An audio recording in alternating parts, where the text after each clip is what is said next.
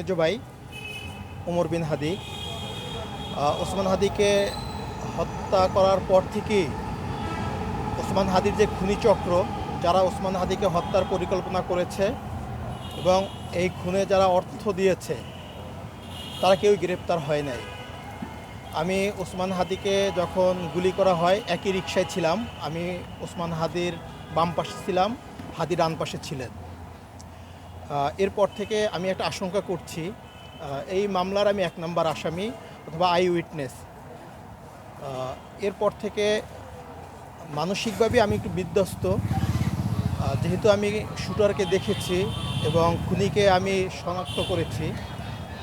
আমি আমার জীবনের নিরাপত্তা নিয়ে শঙ্কিত ছিলাম।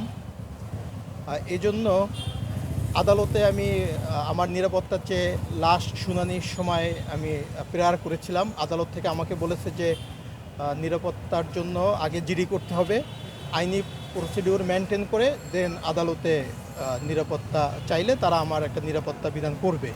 তো আগামীকালকে 25শে জানুয়ারি ওসমান হাদি হত্যা মামলার শুনানি। এজন্য আমি আজকে এখানে আমার এবং ওসমান হাদির সন্তান তার নিরাপত্তা চেয়ে এখানে জিডি করেছি। আপনাদের কার কোনো কোশ্চেন থাকলে আমাদের কোনো জায়গা থেকে আপনি থ্রেট পেয়েছেন কিনা? হ্যাঁ, আমি ওসমান হাদিকে নিয়ে সিঙ্গাপুরে যখন ছিলাম, সিঙ্গাপুর জেনারেল হসপিটালে অসংখ্য বিদেশি নাম্বার থেকে হোয়াটসঅ্যাপে, আমার ফেসবুক আইডির মেসেঞ্জারে আমি অসংখ্য থ্রেট পেয়েছি। আমাকে হত্যা করা হবে, হাদির সন্তানকে হত্যা করা হবে। এবং সিঙ্গাপুর থেকে ফিরে এসে আমি সরকারকে জানিয়েছি, সরকার এর অ্যাগেনস্টে ব্যবস্থাও নিয়েছেন, আমাকে গানম্যান দিয়েছেন, গাড়ি দিয়েছেন। যেহেতু একটা আইনি প্রসিডিউর, যে কোনো নিরাপত্তাহীনতার জন্য থানায় জিডি করতে হয়, আমি এই জন্য আজকে শাহবাগ থানায় সশরীরে হাজির হয়ে জিডি করতে আসছি। ইনকিলাব মঞ্চে আপনার সাথে আসছে, তাদের কি